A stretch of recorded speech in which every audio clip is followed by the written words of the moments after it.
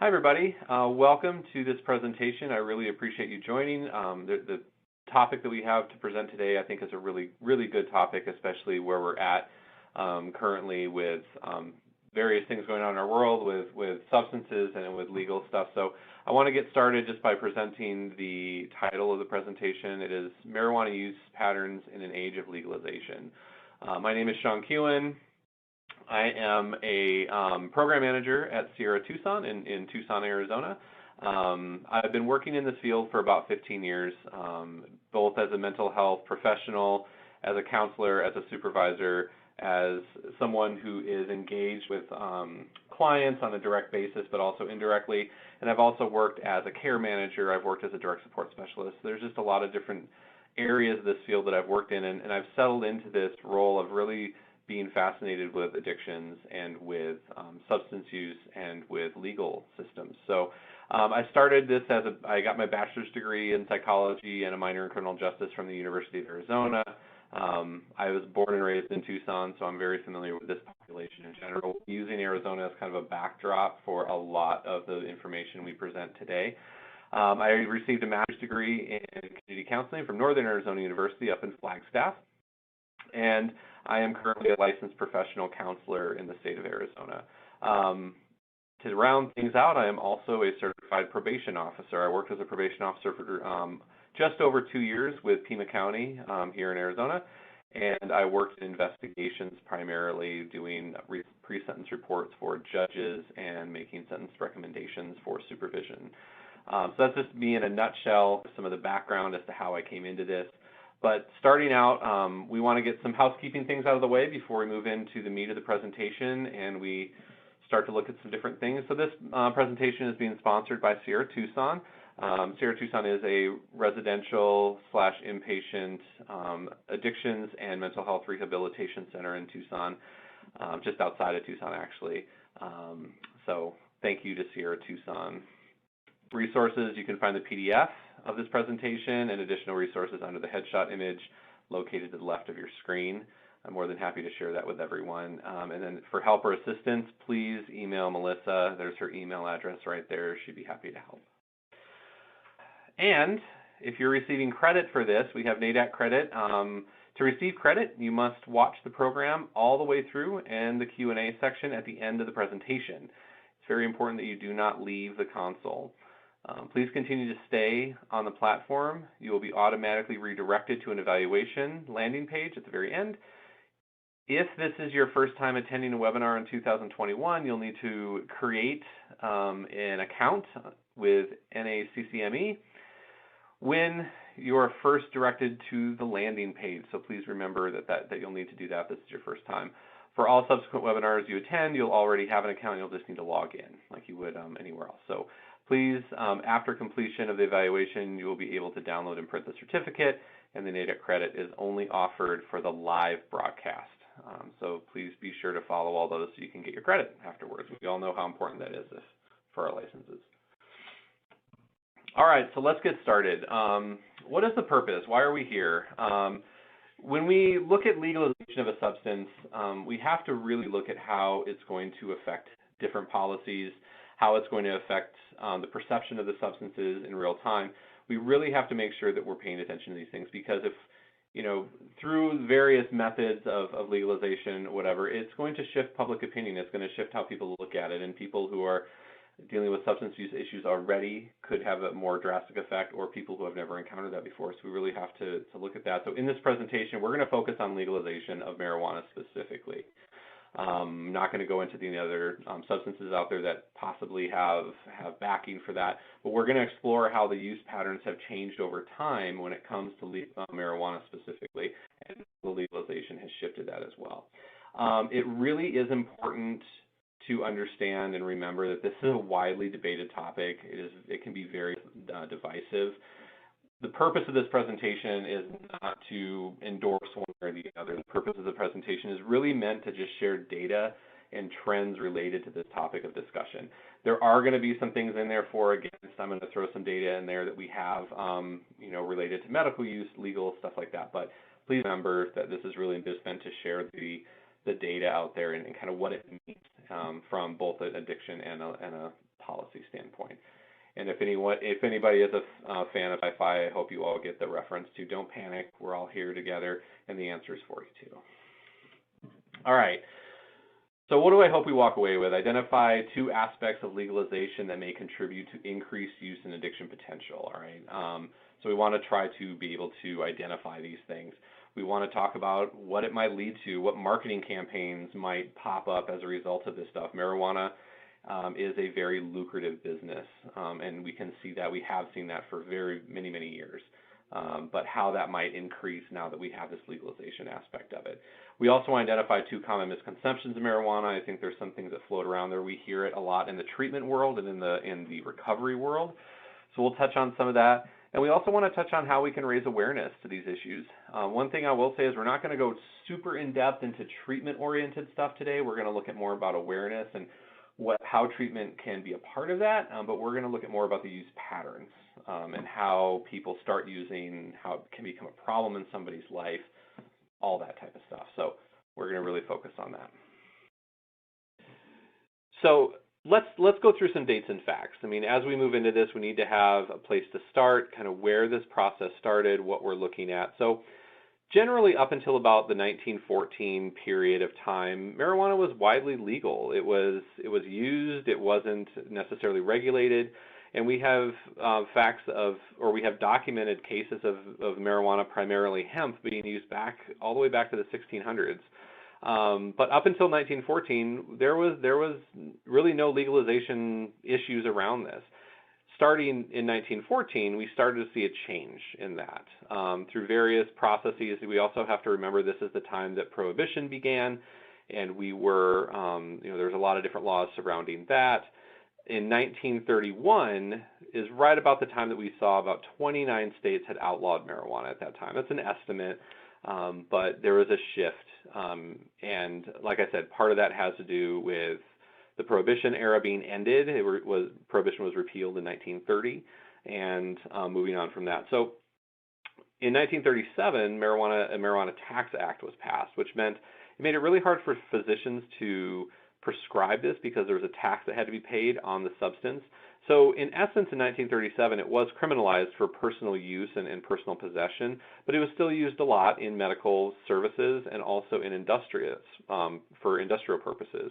And then moving forward from that, to jump ahead a little bit, 1980, that's when we started to see the war on drugs happen. During this time period is when the Narcotics Act was passed, and there was really criminalization of things, and marijuana is classified as a Schedule I controlled substance. So, but during this whole time, from let's just pick 1914 all the way up through the 80s, you really saw this ebb and flow in how marijuana was viewed as our society. So laws on marijuana were consistently coming and going. We had people who were really trying to, I'm going to use the term, demonize this substance, while others were trying to have people see it for what they believe it was, as a medicinal purpose, as something that was beneficial to people. Some examples of this that you see is in 1936. I think everyone remembers the movie Reefer Madness. It was meant to really, in every sense of the word, demonize the substance, that it turned people crazy and into lunatics and murderous. But you also had, during 1942 and 1945, the U.S. government was actually producing close to 400,000 acres of hemp during the war effort. So it's not that the substance was not being used, it was that there were certain people that were trying to make it look a certain way. During the 60s and 70s, there was a huge movement towards, let's relax our views on this and all that. So my point in saying this is that it has gone a lot of different directions. Ironically enough, California was the first state in the 30s to classify marijuana as a, quote, poison and outlaw it. Anyway, and then in the other end, California was also the first state to legalize medical marijuana in 1996. So there's a shift in this. There's two different ways to look at this, and this is how it is through history. Currently, where we're at right now, only approximately 3 states don't have any form of legalization in place, and approximately 17 states in our country have medical and non-marijuana use regulations, but about a total of 29 have some form of legalization. And this also includes CBD. So CBD oil and CBD products have been around now for a little bit, and there is some legalization, or some, I should say, more regulatory things in states regarding CBD. But like I said, pretty much the whole country has some form of regulation or legalization related to CBD and marijuana, and only 3 have absolutely none at this point. Now that could be changing very quickly in the future, but that's where we stand right now. So moving on, we have some facts according to SAMHSA and reports. So marijuana is the most commonly used drug in the U.S. In 2019, approximately 33 million used people, and I'm using 26 plus.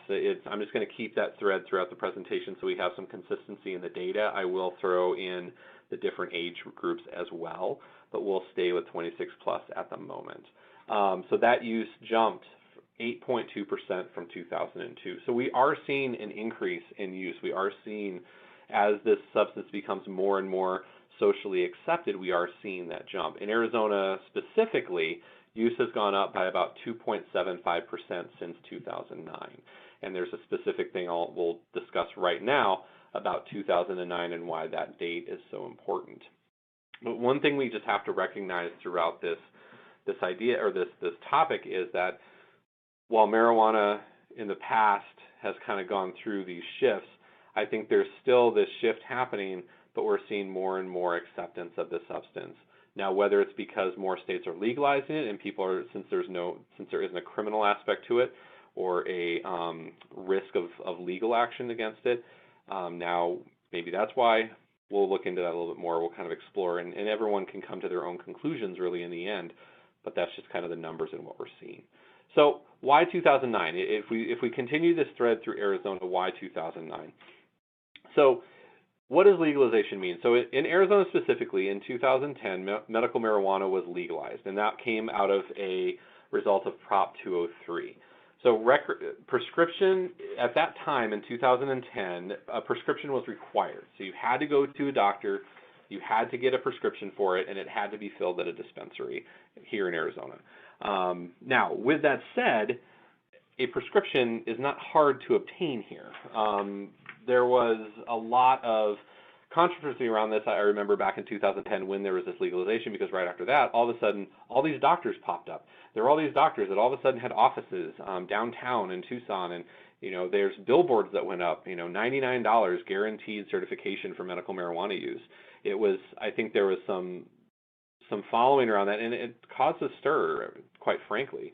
Now, there were a lot of legitimate reasons, and there are a lot of legitimate reasons for marijuana use as a medical intervention, but I think it started as a way to kind of make some money. Like I said, this is a very lucrative business. I remember specifically here in Tucson where I live, there was a billboard right downtown, and we all made fun of it kind of, but the doctor was Dr. Reefer, and you could get a medical marijuana card for $99, same-day certification guaranteed. And it was always a running joke that people could go in and say, oh, my hair hurts, so I'm going to get some medical marijuana. Now, I don't mean to minimize medical reasons why people use marijuana, but it really was one of those things where it was almost comical what happened when that legalization occurred. Now, back in the previous slide, we saw that there was an increase from 2009. Now, whether or not we want to include medical marijuana into this whole idea of is it a problem or not, that's a whole nother discussion. But it did go up. We have to look at those numbers. Now, in 2020, recreational use of marijuana was legalized. They just legalized it here in Arizona in the November 2020 election, and that was Prop 207. So what that means here in Arizona is that any adult age 21 and over can possess up to 1 ounce, that's about 28 grams of marijuana, with no more of that being 5 grams of concentrated marijuana. So that's oils, that's waxes, that's anything that concentrates the THC down. We see a lot of people now, the new thing, and we'll go over this a little bit later, is pens and vaping, and just the really potent, the potency of marijuana is even more concentrated when you actually go into other forms of use. What legalization also meant was that adults 21 and over can possess up to 6 plants for cultivation in the home, and 12 if there's 2 adults age 21 and over residing in the same home. So it also means that now people can grow their own. it removes if someone wants to go through that process, it removes the need to go into a dispensary. It removes the need to go buy it off of people. So there is something to say about that. One of the arguments for this legalization, while reading some of the different pamphlets and some of the different petitions, is that if you can grow it in your home and the safety of your home, then why are you going to go out and risk being in the environment going if you're not buying a dispensary? If somebody doesn't have the money to do that, if they're buying it off of the street still, I mean, again, that's a rabbit hole we're not going to go down. But one of the arguments was it creates a home-based system where it could be safer for people, and you also know what you're getting. You're able to grow what you want, and you're not at risk of getting something that you didn't intend to consume. So that was one of the arguments, one of the many arguments. So let's talk about a couple numbers real quick. So we have what legalization is, specifically what it means in Arizona, because I'm just, like I said, I'm using it as a backdrop. But this process of legalization, at least in the beginning, going up until 2020, is really a voter initiative in a lot of ways. I mean, in Arizona specifically, for instance, there was a lot of petitions. There was a lot of campaigning for the substance by voters and putting ballots together or petitions together to get propositions on the ballots. And for instance, the Prop 203 case, the medical marijuana legalization in 2010, actually only passed by 0.1% of voters. So it passed with a 50.1% approval. And then with Prop 207 for the recreational use, it did go up, but only by about 10%, 60.3% of voters over 10 years. So really what we're seeing is that this is a voter initiative. Now, with that said, there is a lot of traction being gained within the federal system, primarily by the Democratic Party and proponents of that, but it is both parties combined as well.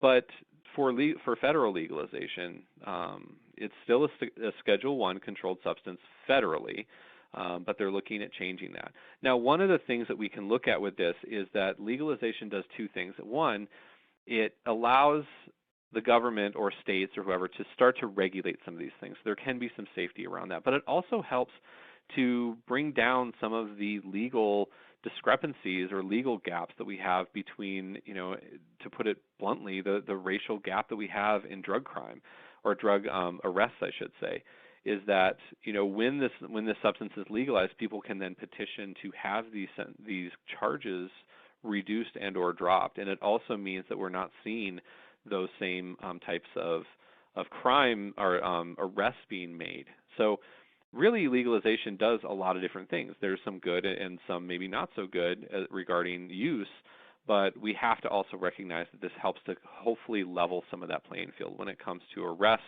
when it comes to the gap that we see in that system. So what else does it do? What can we gather from this? And as we move into our main meat of what this presentation is about, let's really start to look at this. So legalization changes the discussions, okay?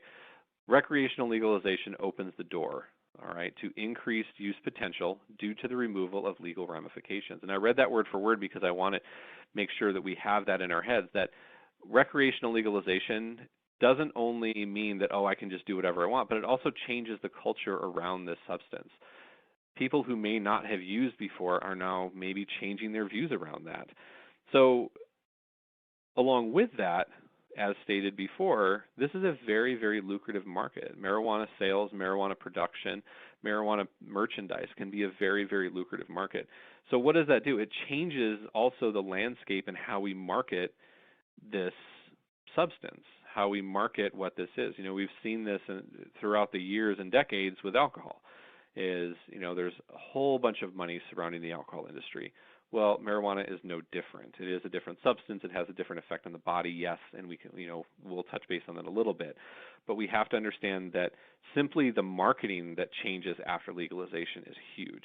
Okay, so you don't see signs up for something that is illegal, that is criminalized. You don't see signs up for, heroin or methamphetamine or anything, but you are starting to see signs now and billboards and marketing campaigns surrounding marijuana. And one, the benefits that it has, and sometimes that information can be a little shaky. So we have to be really careful about how we enter into this and make sure that we're doing it in a way that is the best for the consumer and not misleading people.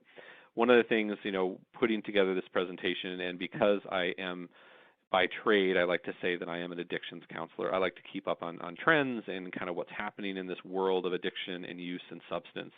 If you just Google marketing marijuana, in quotes, marketing marijuana, you'll immediately be provided with millions of marketing forums dedicated to how one can successfully market marijuana. I mean, literal marketing coaching on how to do it if you're starting your own business or dispensary, and also the potential buyers and users. I mean, these things are out there for everyone to see, and they really want to draw people in.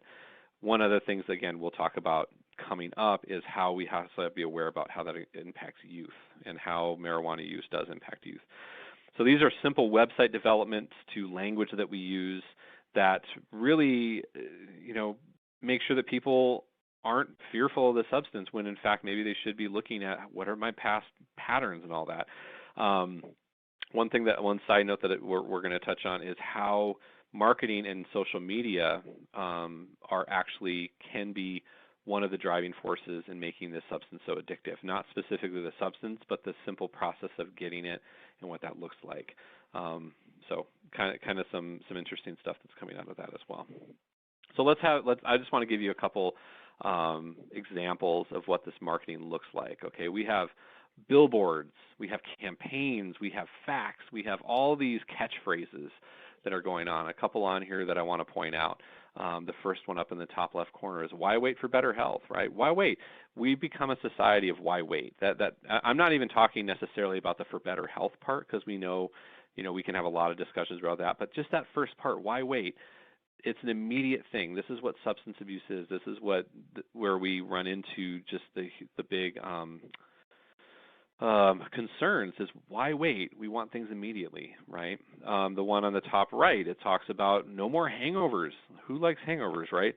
You don't have hangovers. Or it can help this, Again, talking to people about we don't like pain. We don't like to feel this. So this helps. Why would you be concerned about it if you're doing it this way?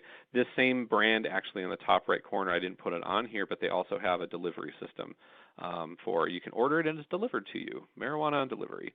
The bottom right hand or the bottom left, if you notice, if anybody recognizes that woman, it's kind of I don't know if it's an exact image or if it's just a hail back to Reefer Madness. They're taking the movie and they're switching it, right? Marijuana used to be more, toxic and, it makes people go mad. Now it's less toxic. It's less addictive. It's less scary than alcohol. Everything is less, right? Well, we all know that may not be actually the case, right? Depending on what they're using as data. This regulatemarijuanaarizona.org is primarily a blog. I'm not, they have information on there about how to grow marijuana, where to get it, what it means, the best way to use it. It's really an opinion and blog website, which it is what it is. It's an opinion. It's one side. But I went on there, couldn't find a whole lot of data around where they're getting those topics. So again, it's this is getting put out there. And then the one on the bottom right, I saw it and it makes me think. States that legalized marijuana had 25% fewer opioid-related deaths. It's almost linking marijuana to lowering opioid deaths, which I don't know how they can do that. I don't know what the reasoning. That's one that kind of strikes me. It makes me a little upset. Again, that's my opinion, 100% my opinion. But these are the types of things that someone's whizzing by a billboard and they see these things. It doesn't really give them time to think and stop and be like, I wonder what that means to me, and let me look up some more data to see if that's correct. But it gets people thinking about, it's better, it's keeping things more healthy. So we have to really watch out for that.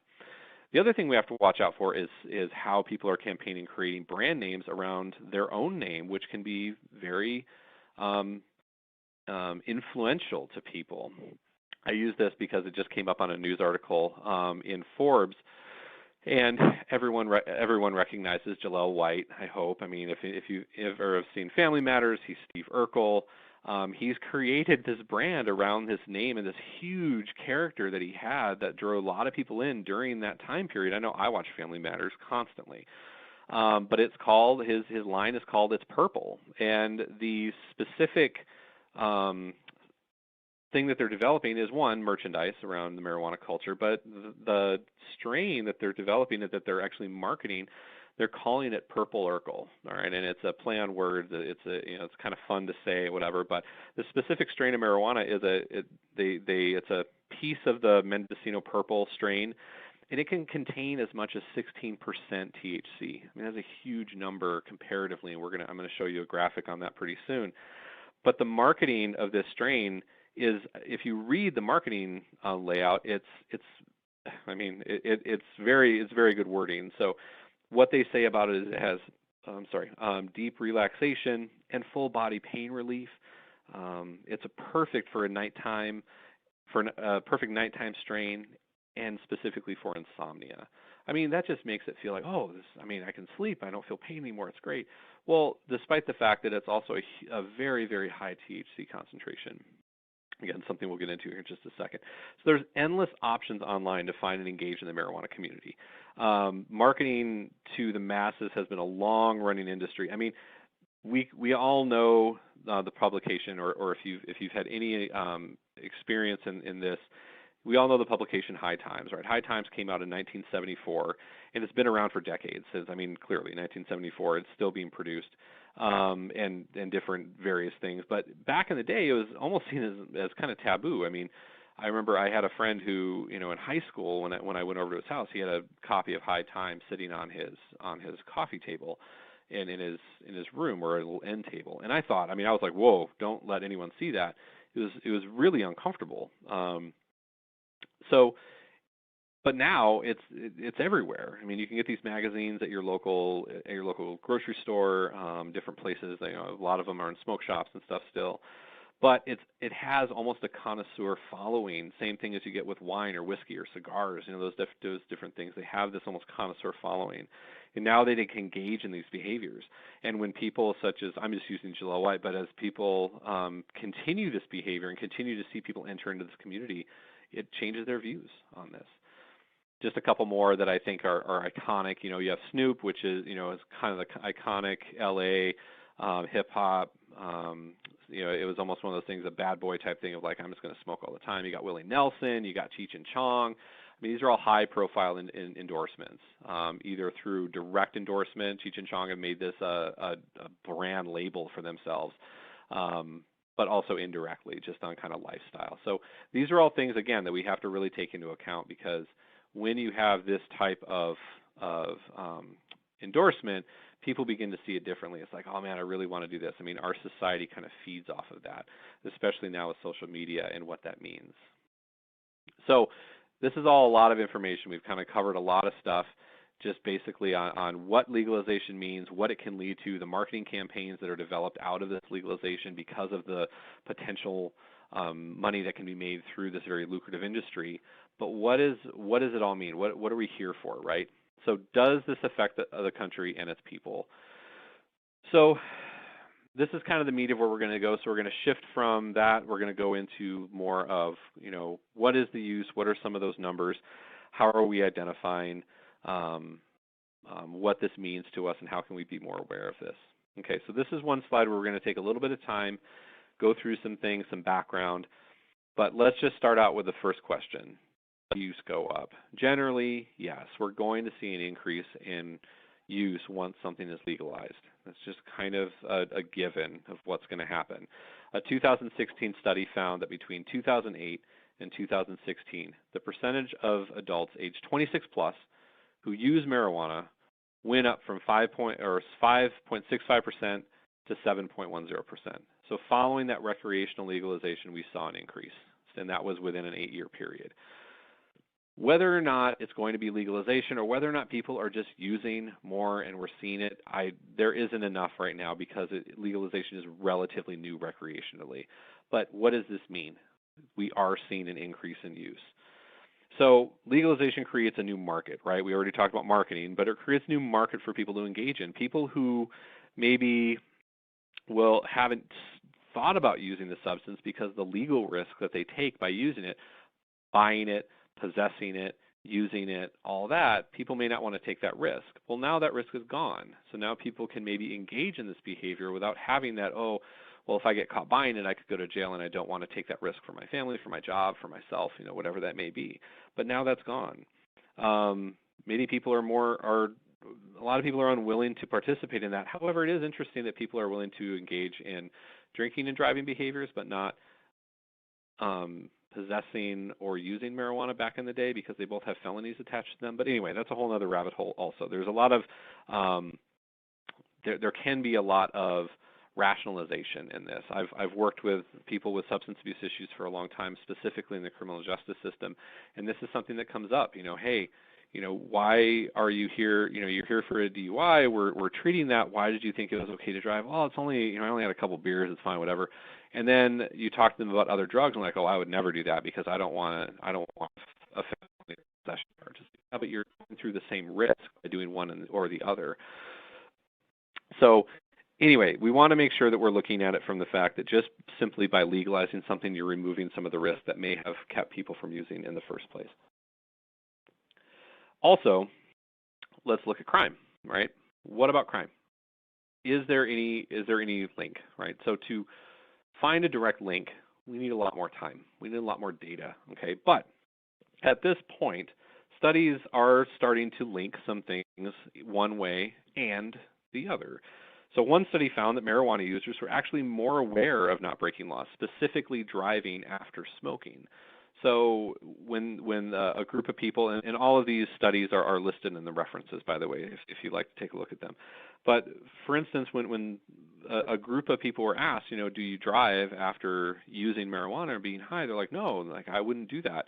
Same thing that maybe people who drink, like, no, if I drink, I'm not. I'm taking a cab home. I'm not leaving my house, whatever it may be. However, there's another study that's a little bit more recent, conducted in Oregon, that actually was able to link recreational marijuana legalization in that process to an increased rate of property and violent crime. Now, again, even they say in their data and in their research that there is a lot more that needs to be done, but the initial findings were that there is a connection. People aren't being arrested for possession of marijuana, but there are other crimes that are being committed. Now, when you look at the strains of marijuana and what we see coming out of the marijuana industry, the very high potency, almost the designer strains of marijuana and the concentrated versions. People back in the day, again, something we'll get back to, this isn't your dad's marijuana. This isn't what they were smoking at Woodstock. These things can be highly potent, and people are coming out of their experiences with some marijuana strains feeling highly paranoid. There's actually marijuana strains that are marketed as energizing and giving you energy and be able to do things during the day. I'm not saying that it's like meth or amphetamines, but they're cultivating strains and getting designer products out there that can help people do things in their daily life, because that's what you do to successfully market a substance. So there's a lot of data left to collect. And we will definitely leave it on that. But the common misconception is that legalization means that there's immediate drop in crime. And yes, people are not getting arrested, like I said, but that doesn't mean that crime drops 100% and that we see this completely wipe off of things that aren't marijuana related. Okay, so when we talk about this, one of the examples that I really liked that I read in one of these articles is that the argument that things drop right away and that there's going to be this lessening of legal issues, whatever, is that, yes, that is true. I mean, look at Prohibition. I'm going to go back to Prohibition again. When Prohibition was enacted, we saw an immediate 30% drop in alcohol consumption. That's approximate. Some say it was as much as 50% drop in alcohol consumption. But what you have to recognize is that shortly after Prohibition was enacted, and that drop happened, which I'm labeling as a crime drop because consuming alcohol was illegal at that time, so not consuming would be following the law. There was a sharp 60% spike in use in later years, along with increased crime rates related to alcohol sales and transport and all that. And that spike lasted throughout the rest of Prohibition and into the later years and didn't start tapering off until many years after Prohibition was repealed. So you have to see that there was a drop in crime, but then there was a spike in other types of crime that happened, some related to alcohol, some not. and we're a offset or a product of that. So same thing with marijuana. I'm not saying that there's predictors to say that's going to happen, but I do have to say that it is interesting to look at those different things and see how it related to different things when we tried to outlaw or legalize certain things. So it's going to take a lot more time. It's going to take a lot more data, but we're on our way. I mean, we have so much that's already in the works. Our scientific method and ability to collect data is so far advanced at this point because of the creation of social media, because of the creation of or the development of websites and the development of more knowledge surrounding how people really interact. So it won't take us very long to get this data and start to develop some more models surrounding that. So on this same note, let's talk about addiction. Okay, so when we talk about use and we talk about the development of use, we also have to talk about the fact that people are using a substance, marijuana, that is a psychoactive substance. It has components in it that change perception, that change the way neurotransmitters are relayed and felt and affect the body. This is a substance that can become addictive. It's not a there are still arguments around that, to be completely honest. But if we look at it from really the majority of the scientific perspective, marijuana is an addictive substance. And as potency increases over the years, we have to recognize that this is a significantly addictive substance. Specifically, we're going to talk a little bit and spend a little time talking about dopamine and how it affects that in tolerance and neuroadaptation. But again, we have to recognize this is addictive. This graph that I have on here shows marijuana use disorder in the past year among people aged 12 and older. So you can see the different bars, you can see the different colors. Really, the 26 and older bracket, which is on the very bottom, it looks like it stays actually pretty level, but we actually do see an increase over that time period. The parts with the little plus signs within the circles or the boxes, that means there was a significantly the increase was significant. It was statistically significant. Sorry, I don't know why I couldn't think of that word. So you can see under that there was actually more statistically significant increases over that time. So this has led to the development of high concentration options, this legalization, and not unlike opiates or stimulants over the years, the concentration or the creation of oils, waxes, something that's called shatter, which is one of the other street names for some of these concentrated versions, and also the development of vaporizers, atomizers, these ways that can deliver this substance more quickly into the lungs. It can atomize it, making it smaller. It's easier to absorb into the system. But when you think about it, oils and waxes, you can get concentrations of THC up to 30%. And so we're talking about going from a relatively low THC to a very, very high THC concentration, and people are using this throughout the day. The other thing with vaporizers, atomizers, is you can generally use them wherever you want, and while some of them still have an odor to them, especially if you're smoking THC or something marijuana-oriented, if somebody is smoking something more like CBD, it's much easier to conceal in public use. So we have to take into account that this substance, what it's doing to our brains, as we use more and more concentrated substances, how it affects our ability to experience pleasure and any kind of positive response during our daily life. One of the books that I'm referencing in here quite a bit, and I'm currently reading, which is it's fascinating, is a book called Dopamine Nation by Dr. Anna Lemke. She goes through a great deal of time discussing how neuroadaptation works, specifically with not only marijuana, but other substances and addictive behaviors, and how as we use these things more and more and more, and they become more potent, we actually start to see the neuroadaptation and the tolerance tip, so that people need more and more of the drug to get high or to feel pleasure or nothing from it. And now when they come off of it, there's actually even more of a withdrawal effect, and there's actually more issues when it comes to someone trying to become clean again, because they're experiencing more side effects like anxiety and pain and depression. So really, really, really good resource if you guys are looking for a book that is out there. Dopamine Nation is wonderful. But it affects the way that we feel these substances. the way that we feel dopamine, the way that we feel those pleasure substances naturally in our body is lowered. Receptors can be damaged, leading to a person's inability to feel the effects of the chemical. At a certain point, a person can become numb just due to that constant exposure to this. So we have to take that into account too as people continue to use, as it becomes more potent and as it becomes more legal. Chronic use can also lead to memory retention issues and the ability to process stimuli, the incoming stimuli. So really quick, this is something that really kind of staggered me. The source is the National Institute for Drug Abuse in 2021. This is THC concentrations from 95 to 2019. It's that red line. You can see that back in 95, it was hovering right around 3.5%-ish as an average THC potency percentage. And now we're looking at over 14. At one point, it went all the way up to 15 as an average.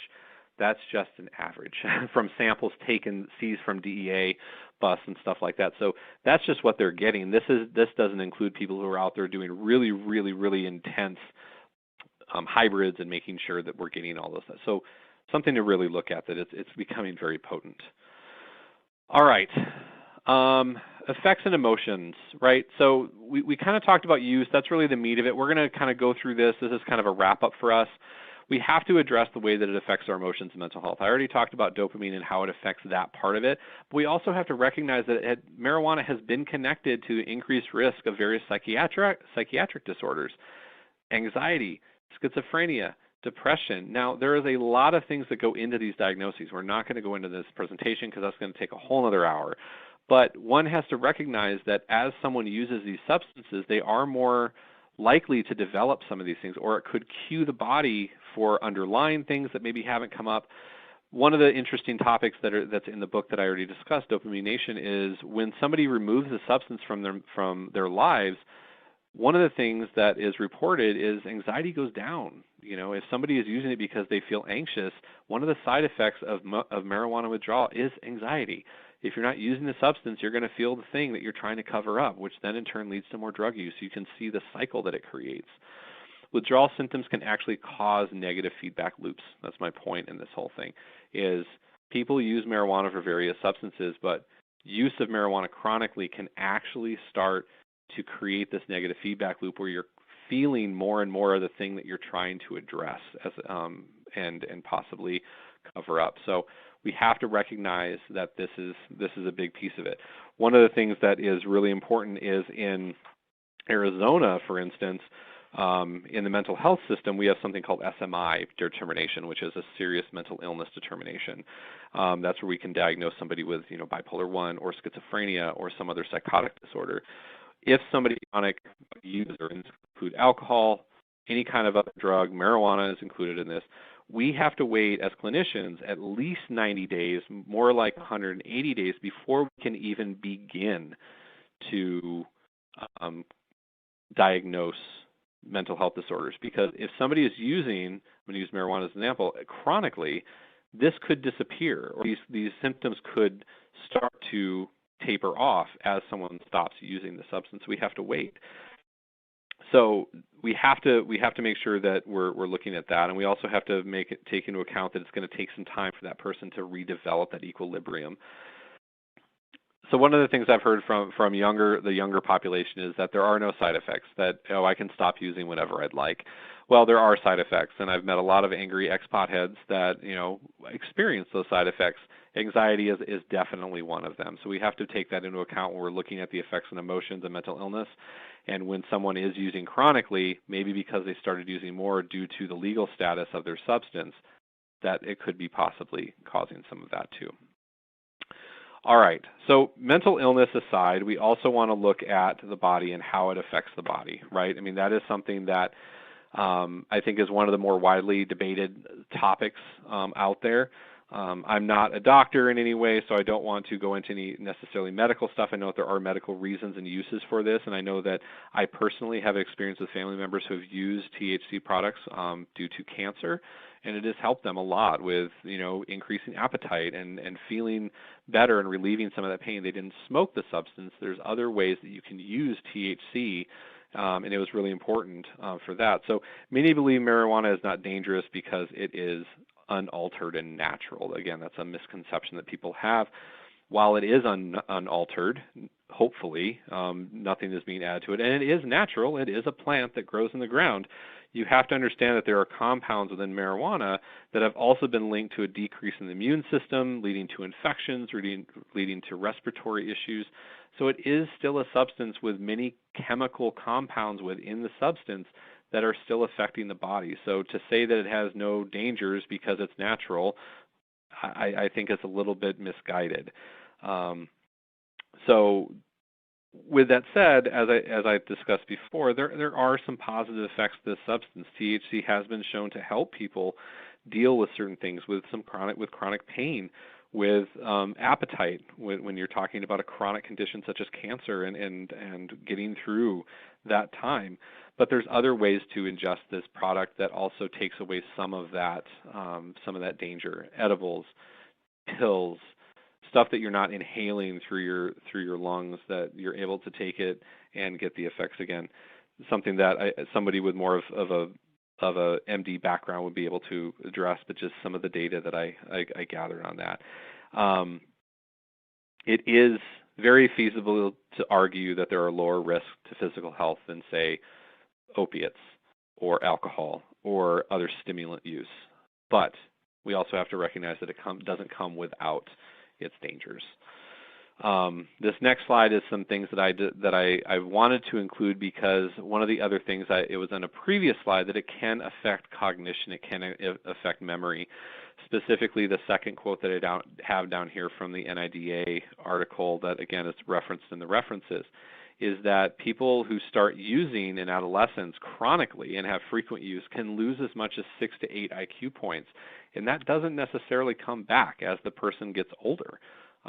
You have to recognize that, again, it is affecting the brain. It is affecting those processes in the brain. Just some really interesting discussion points that people, again, can read and take as they like and kind of put into their own way of thinking. All right. So we have all those facts. Last but not least, we're going to discuss awareness and treatment. Okay, so how do we increase awareness? I think the biggest thing with awareness that we have to be cognizant of is, who are we targeting? The unfortunate fact of the matter is a lot of these marijuana targeting or marijuana marketing processes are geared to the younger generation. The younger generation is really kind of, in a lot of ways, the spearheading force in a lot of this legalization stuff. Now, I'm not saying the younger generation is in like 12 or 15 or 16. I'm talking about like mid to late 20s, you know. To me, that is a younger generation. So we have to be aware who it targets. We have to be aware that it's increasingly younger individuals through the different things, the different areas of interest, the devices that they're marketing, all that stuff. So development of flavors and fanfare and pop culture connections, and the ease of access around marijuana, it continues to draw people in. There is a website it's called leafly.com, and it is a marketing website for marijuana, not only merchandise and articles and 101s and stuff like that, but also a literal guide to marijuana. And, you know, type in a strain. What do you want? You can filter it as, what do you want? Do you want to be more awake? Do you want to be able to go to sleep? Do you want to relieve this? Do you want to relieve that? And then they'll give you the strains that are specific to those different things. And then they'll tell you, if you click on the next button, where you can find it near you. In 50 miles, is there any of this in the dispensaries around me? It guides people to that. So we have to recognize that this is really, it's becoming a very effective delivery tool, marketing and technology, and it's an increasing younger population that it's going towards. What we've learned from past attempts to control, we have to be aware that past attempts to control use has not worked. So we have to modify some of those ways of thinking. Prohibition-style tactics, they don't work. You know, the strict cutoff and that, it doesn't work. We have to find ways to help people engage in education around that. At a certain point, people will begin to resist those types of things, especially if there is a cutoff. I mean, we can see it now. If those types of things work, then we wouldn't have drug issues and crimes in this world. I mean, we have a huge issue with that. So just saying don't do it isn't going to work.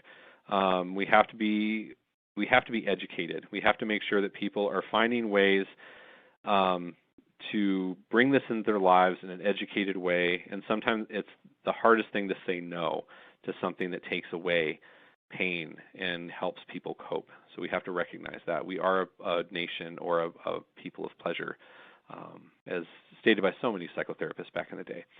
So the answer really lies in treatment. We know, again, I put the DARE up thing here. DARE doesn't work. We all know that. The statistics are just not there. The answer lies in treatment and addressing underlying causes. Again, not something we're going to go into specifically, but offering things like CBT, cognitive behavioral therapy, ACT, acceptance and commitment therapy, motivational interviewing, mindfulness and grounding, ways that people can start to recognize what are my thoughts around this, what does it mean to me, how else can I make change in my life without using this substance? If I am going to use the substance, what does that mean? All of that stuff. But again, we all know that the just say no or stop it tactics they don't work for people. People are going to do what they're going to do. Hopefully we can educate them around what that is. So ultimately, it's all about supporting those that are in need of help and recognizing these substances can cause serious harm if they're left unchecked. Just because we legalize something doesn't mean that we don't have to make sure it's kept in check, not just through legal stuff or regulation, but also through us making sure people are safe. Marijuana has found a place in our society. It's not going anywhere. We have to make sure we have some acceptance around that. But the one positive aspect that I put on here specifically is I really do like what it's doing for the removal of mechanisms to unfair and damaging racial disparities in enforcement. That's not to say that's having an effect on other areas of law enforcement and substances, but specifically for this one, it's really cool to see how it is affecting change in that area. So with that said, I want to go through, make sure I'm not missing any of my notes. And I think at this point, we are at that wrap up. I thank you so much for being a part of this. I know we went through a lot of material, and it was just a lot to take in, kind of like drinking from a fire hose at some point. But this is something that has so much more to give, and we have so much more data to gather. It's just a starting point for us to start having that conversation about what does this mean to us and how are we seeing this in our community and the effect in our community. If you do have questions, please be sure to leave them in the chat. We will gather those and take a look at them. But I just thank you all for joining and have a fantastic day.